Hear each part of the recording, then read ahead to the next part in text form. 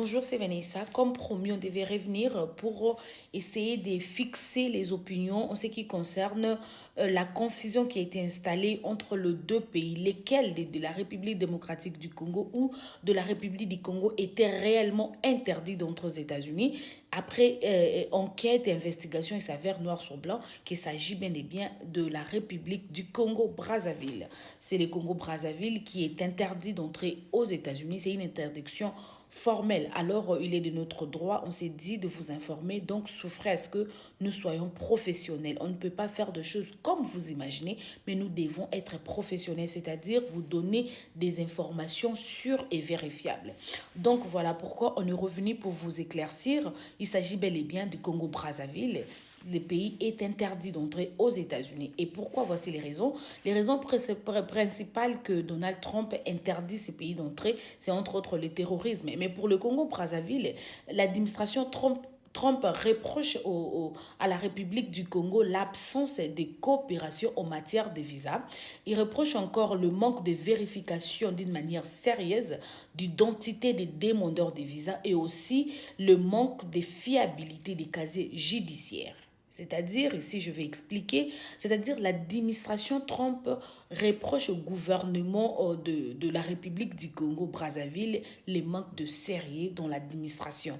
C'est-à-dire, il pense que aujourd'hui là c'est facile, n'importe qui peut avoir le passeport du Congo-Brazzaville. C'est-à-dire n'importe qui peut se présenter ici comme Congolais et entrer aux États-Unis. C'est-à-dire il peut être de tel ou tel pays, mais il a le passeport du Congo-Brazzaville. Alors pour l'administration Trump, c'est un manque de sérieux dans l'administration et il ne fait plus confiance au gouvernement de Sassou Nguesso. Il pense qu'il y a une légèreté dans ce sens-là, dans l'administration, comment ils sont en train d'attribuer les gens le passeport et aussi ils ne savent pas qui les demandeurs, c'est-à-dire les citoyens congolais qui entrent aux États-Unis, ils ne savent pas contrôler les casiers judiciaires, qui était criminel, qui a fait la prison, qui était ceci. Ils pensent que dans ce sens-là aussi, le gouvernement congolais n'est pas trop coopératif. C'est-à-dire, ils ne donnent pas la fiabilité dans la présentation de ces citoyens. Ils ne savent pas contrôler. Alors, pour les États-Unis, il est de leur droit de contrôler, de sécuriser les Américains et surtout les frontières américaines.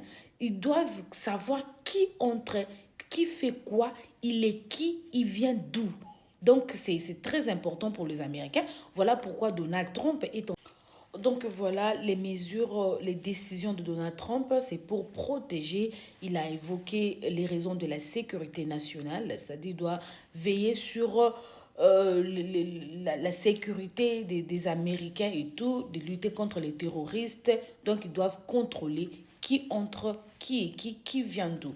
Et en plus, par rapport à cette décision de Donald Trump d'interdire des pays d'Afrique, entre autres d'entre aux États-Unis, le seul pays jusque-là qui a appliqué le principe de réciprocité, c'est le président tchadien, qui à son tour a demandé à son service de ne plus donner les visas aux Américains pour aller au Tchad. Mais il faut savoir aussi, bon, est-ce que les Américains ils vont là-bas?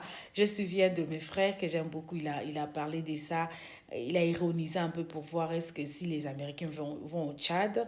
Donc c'est le seul pays maintenant qui a appliqué les principes de réciprocité. Le président tchadien à son tour a exigé à ce qu'on refuse les visas aux Américains de ne pas aller aussi au Tchad. Donc voilà un peu.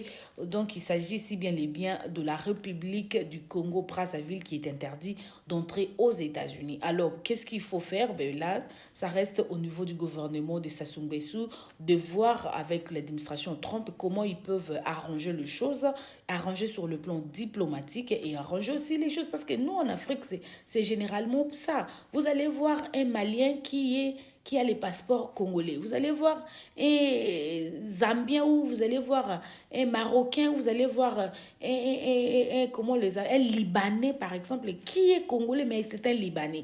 Donc, on nous reproche ces manques de sérieux dans l'administration, dans nos gouvernements. Et c'est toujours comme ça. La corruption, c'est l'élément clé des gouvernements en Afrique. Les gouvernements, la majorité des gouvernements africains sont corruptifs, sont dans la corruption. C'est comme ça, la corruption, ils sont corruptibles, c'est ce que j'allais dire. Les gouvernements africains, la plupart sont corruptibles. Et puis, la corruption, c'est comme ça, hein, c'est au vu au de tout le monde. Donc voilà pourquoi Trump a dit non dans son pays. Et puis, il faut voir avec les gouvernements congolais de voir comment arranger, mettre des choses au clair. Soyez une fois de plus un peu sérieux dans le traitement des dossiers. Donc merci et restez branchés. Abonnez-vous dans nos pages pour beaucoup plus d'informations. Merci.